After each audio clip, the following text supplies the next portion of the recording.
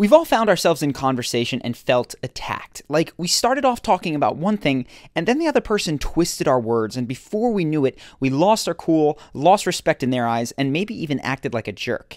Now, I don't normally do the same person twice in a row, but this interview between Cathy Newman and Jordan Peterson was just too interesting of an opportunity to discuss how you can handle someone who uses subtle conversational tricks to bully you into looking dumb. So in this video, you're going to see firsthand some of the most common tricks that people might be using on you, and you're also going to learn how to reverse those so that you can walk out of a kind of aggressive situation having earned more respect than you had going in. So first off, to stop a conversational bully, you have to realize what's going on before it's too late. Now, typically a person will reveal their aggressive attitude early on with their tone of voice and their word choice, kind of like this. But it's not, I wasn't specifically aiming this message at young men to begin with. It just kind of turned out that way. And it's mostly, you admit, it's mostly men listening. In this case, Cathy is indicating very clearly that she thinks Jordan has done something wrong. Otherwise, why would she use the word admit? She makes her stance clear a moment later when she implies that he should be bothered for being divisive. Just watch. Does it bother you that your audience is predominantly male?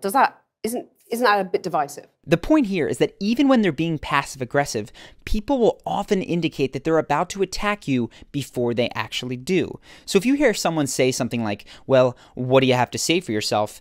Be prepared. That person thinks that you've done something wrong and you need to be very careful what you say next. Not because you did do something wrong, but because a conversational bully may be trying to trap you into saying something that you disagree with so that they can attack that straw man. And the first way that this often happens is called the "so you're saying" trap. Here's what it looks like. So you're saying women have some sort of duty to sort of help fix the crisis of masculinity? Women want to dominate. Is that what you're saying? No, right, so you're saying that anyone who believes in equality, whether you call them feminists, call them whatever you want to call them, should basically give up because it ain't going to happen.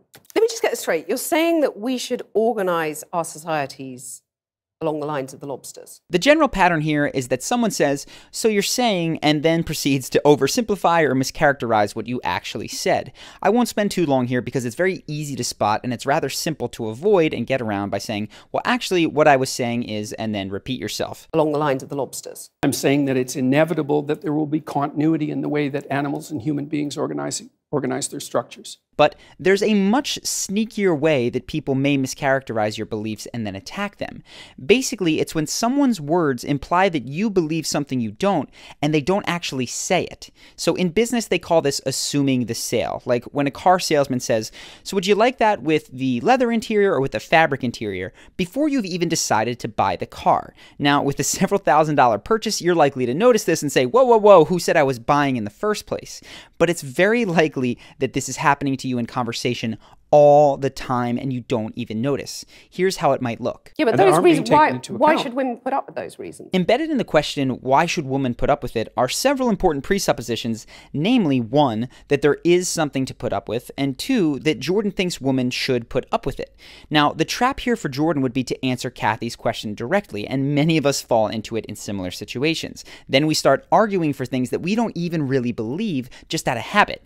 Instead, you need to identify that hidden presupposition and then call it out. So watch how carefully Jordan listens to Cathy's questions so that he can catch what she's not saying. Why should women be content I'm not not saying to that get they to the should top? put up with it. I'm saying that the claim... Here's another example of assuming the sale from later in that conversation. See if you can spot the hidden presupposition and ask yourself what you might say to respond to it. Which women do a lot of. But why shouldn't women have the right to choose not to have children? So what's the hidden presupposition? That Jordan thinks women must have children. And of course, he defends a woman's right to make any decision about that she wants. The right to choose those demanding careers. They do. They can. Yeah, that's fine. But you're saying that makes them unhappy. Here's one more example. See if you can spot the hidden presupposition here. So you're not going to say to your followers now, quit the abuse, quit the anger. Did you catch it? The presupposition is that Jordan's followers are abusing people. Now, he can't answer that question directly. He has to address that hidden point first, and he does. Well, we'd need some substantial examples of the abuse and the anger before I could detail that question. There's a lot of it out there. When I cut the clips like this, it makes it very easy to see these hidden presuppositions, but in real time, this can be difficult. One simple thing that you can do to make it easier on yourself is to purposely assume a relaxed posture, as Jordan does throughout this entire conversation. Now, this posture actually helps you to think less frantically because your body is signaling to your brain that everything is okay, you're in control. You will also want to give yourself some time to pause after each question, which Jordan definitely does. In addition, you're going to want to study up on frames and frame games, because there's clearly a whole level of conversation that is going on behind the words. Now, I've talked about this in other videos, specifically the one on Tyrion Lannister from Game of Thrones, and I'll leave a link to that in the description if you want to check it out.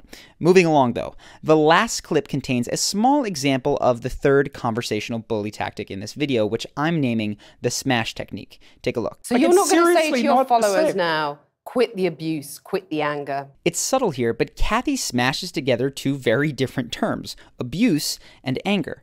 Now, by ending on anger, it'd be easier for Jordan to just forget it and answer the question, but that would tacitly accept that his followers were abusing people. That's why the smash technique is so frustrating. People are embedding hidden statements that you actually disagree with and then moving through them before you have the time to voice that disagreement. You may also have seen people barrage you with questions just to overwhelm you into having to accept their points like this. Otherwise, why would there only be 7 women running FTSE 100 companies in the UK? Why would there still be a pay gap, which we've discussed at length? Why are women at the BBC saying that they're getting paid illegally less than men? It can be easy to get overwhelmed and to lose focus as you try to answer all of these questions, but with the smash technique in general, the best policy is to slow down the tempo of conversation and tackle one question or one point at a time. Do the same job. Well, that's not fair, is it? Let's go to the first question. Those are complicated questions. So hopefully now you're more aware of the so you're saying trap when people assume the sale and of course the smash technique. This moves us to the second section of this video, which is how to persuade someone in these kinds of situations. And I will say, it seems to me that it doesn't look like Jordan is necessarily trying to change Cathy's mind, but simply to debate in front of an audience. There are still some valuable tips to be gleaned from this video and a few things that I'd add. First, do not strawman the other person's ideas, even if they're doing it to you. And to be clear, I don't know if I mentioned this, strawmanning is when you create a caricature of their ideas and then attack those rather than what they truly believe.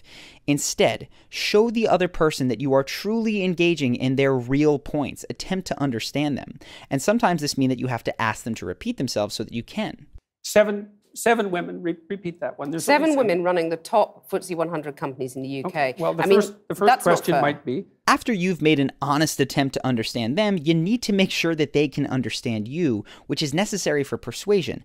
And to do that, you often have to use visual imagery. For instance, here's a very abstract point without any images that Jordan makes. That it's inevitable that there will be continuity in the way that animals and human beings organize their structures. It's absolutely inevitable. And there is 1/3 of a billion years of evolutionary history behind that.